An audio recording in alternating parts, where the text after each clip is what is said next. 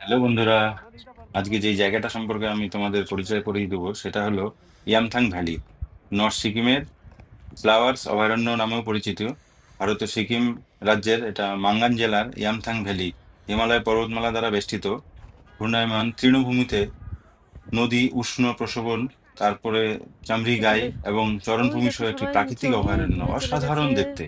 এই যে মিঠি মাঙ্গন শহর থেকে 75 কিলোমিটার দূরে রাস্তাতে অবস্থিত দাঁড়িয়ে এবং আছে। তোমরা যদি গ্যাংটক থেকে যাও, গ্যাংটক থেকে 150 কিলোমিটার। আর এর উচ্চতা সমুদ্রপৃষ্ঠ থেকে 11,693 ফুট। ইয়ামথাং ভ্যালি, এখানে তোমরা যদি এই এই যে ছবিটা আমি তোমাদেরকে যেটা পুরো দেখাচ্ছি, একদম নদীর পাশে সেটা যেমন আমার মনে হচ্ছে দেখে। এটা ডিসেম্বরের 24শে ডিসেম্বরের ছবি এটা।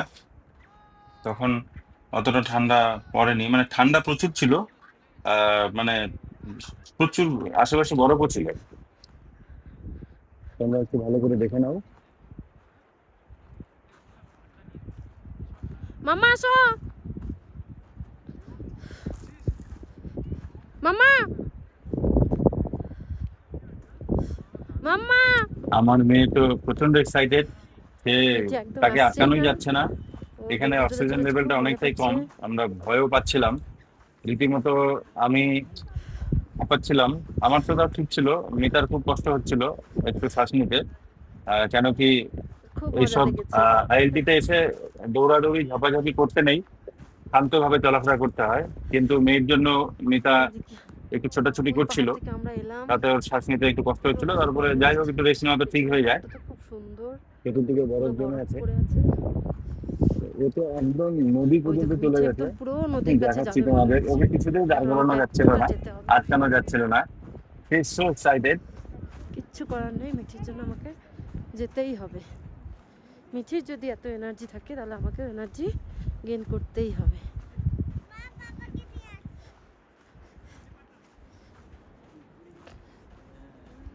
খুব সুন্দর জায়গাটা। সে আবার আমাকে, মাকে বলছে, মা পাপাকে নিয়ে এসো। আচ্ছা, এটা তার আগের ছবিটা। আমি ওকে কোলে নিয়ে প্রথম জাস্ট মেন রাস্তা থেকে নামছিলাম, তখনকার ছবি। মিতা পেছন থেকে ভিডিও করেছে, আমি বুঝতেও পারিনি কখন করেছে।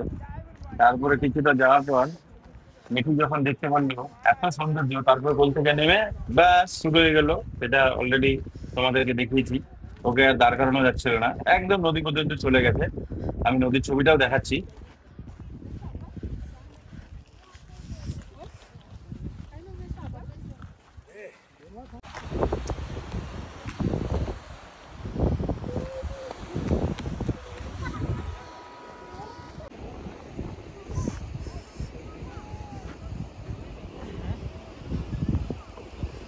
এই যে ঠিক যতটা মিঠি এই নিচে নেমেছিল, ঠিক এতটা একা একা উপরে উঠছে। আমি তো হাঁপিয়েই যাচ্ছি, কিন্তু মিঠি বিন্দাস আছে। আমাদের বাবু একদম বিন্দাস আছে। আমার লাডু একদম ফার্স্ট, লাডু একদম ঠিকঠাক। লাডু সুন্দর হেঁটে যাচ্ছে, বাট আমার একটু শ্বাসকষ্ট হচ্ছে। ঠিক আছে, কোনো ব্যাপার না, চলো। এই বাবা।